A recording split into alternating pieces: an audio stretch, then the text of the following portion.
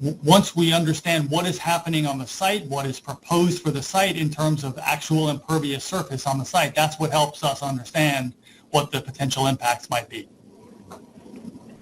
Thank you for clarifying that. Okay. Other questions? Councilwoman Jackson. Thank you. Councilman Chapman kind of touched on this, but that is where I was going with this particular property. Is my concern is we don't have the testing done to give this money for pre-development, but we already know that there's been a lot of flooding on that particular terrain. So we're about to say, okay, go ahead and start doing something that then we can't get that money back, but it's already part of the bigger picture, as we just discussed, with our infrastructure that is weakening with our sewers and our stormwater drains.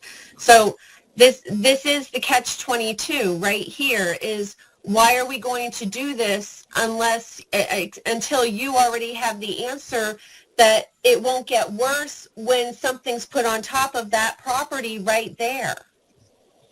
Yeah, Councilwoman Jackson, again, that's a great point. I just want to emphasize the city zoning ordinance requires us, when we evaluate proposed developments, to ensure that the pipes that do exist, that there is adequate capacity within those pipes to accept any stormwater that may be coming off of the impervious surfaces on the site itself. And we also do know from the existing work that we've done in the city what the capacity of the neighboring pipes are. I think one challenge that we do face, and we're certainly going to be talking with council about this in more detail later this fall, is that with some of the events we have had, particularly of late, where we've had very, very intense, very brief, intense storms, folks tend to characterize them as routine thunderstorms. I think I just need to be clear that many of the storms that we are seeing of late have not been routine storms.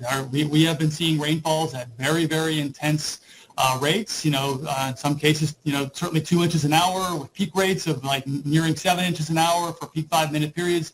Those are very intense rainfall events, and those are events that all jurisdictions in this area, we're all struggling with what the answers are.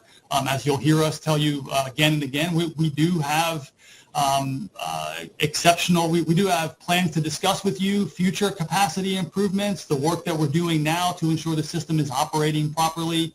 But specific to this particular development project, what we do know is that when it comes in, we will be required by the zoning ordinance to assure that it makes conditions around it better, not worse.